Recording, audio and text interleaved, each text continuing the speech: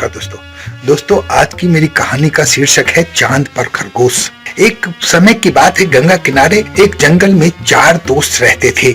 उन 4 दोस्तों में एक खरगोश था, एक सियार था, एक बंदर था और एक ऊद बिलाव था। सभी दोस्तों की एक चाहत थी कि उन सब में सबसे बड़ा दानवीर कौन बनेगा। इसलिए एक दिन चारों ने फैसला किया कि कुछ न कुछ ऐसा ढूंढ कर लाएंगे जिसे वो दान में दे सकें।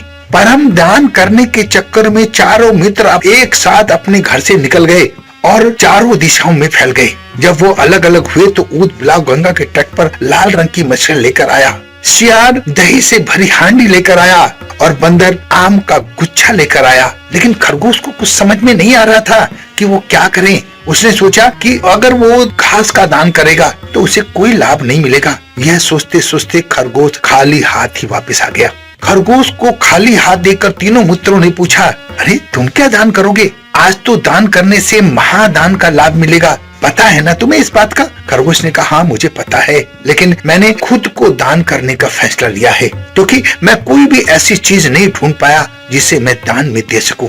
यह सुनकर सारे दोस्त हैरान हो गए और जैसे ही ये खबर इंद्र देवता को मिली वो सीधे धरती पर आ गए। एक साधु का वेश बनाकर इंद्र देवता चारों मित्रों के पास पहुँचे। पहले सियार, बंदर, ऊद बिलाव ने अपना अपना दान दिया। उसके बाद इंद्र देवता खरगोश के पास पहुंचे और उससे बोले कि तुम क्या दान दोगे?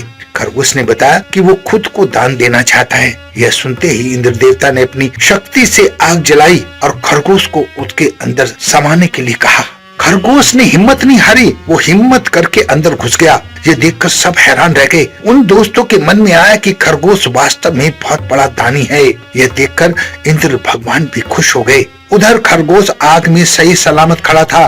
तब इंद्र देवता अपने रूप में आ गए। उन्होंने कहा कि मैं तुम्हारी परीक्षा ले रहा था। आग मायावी है और इससे तुम्हें कोई नुकसान नहीं पहुंचेगा, लेकिन तुम अपनी परीक्षा में सफल हुए हो। इतना कहते हुए इंद्रदेव ने खरगोश को आशीर्वाद दिया और उसने कहा कि तुम्हारे इस दान को पूरी दुनिया हमेशा याद रखेगी और मैं तुम्हारे शरीर का निशान चंद्रमा पर बनाऊंगा। इतना कहते ही इंद्रदेव ने चांद पर एक पर्वत को खरगोश के निशान में स्थापित कर दिया। दोस्तों, तभी से मान्यता है कि चांद पर खरगोश के निशान हैं और इस तरह खरगोश ने चांद पर पहुंचे बिना ही चांद पर अपनी छाप छोड़ दी। दोस्तों, कहानी बहुत दमदार है, बहुत प्रेरणादायक है और इस कहानी से हमें ये सीख मिलती है कि किसी भी काम को करने के लिए दृढ़ इच्छा शक्ति होना बहुत जरूरी है। इसी से हमें कामयाबी मिलती है। इसी से हम अपने काम में एक ऐसी क्वालिटी पैदा कर लेते हैं जो दूसरों के लिए संभव नहीं है।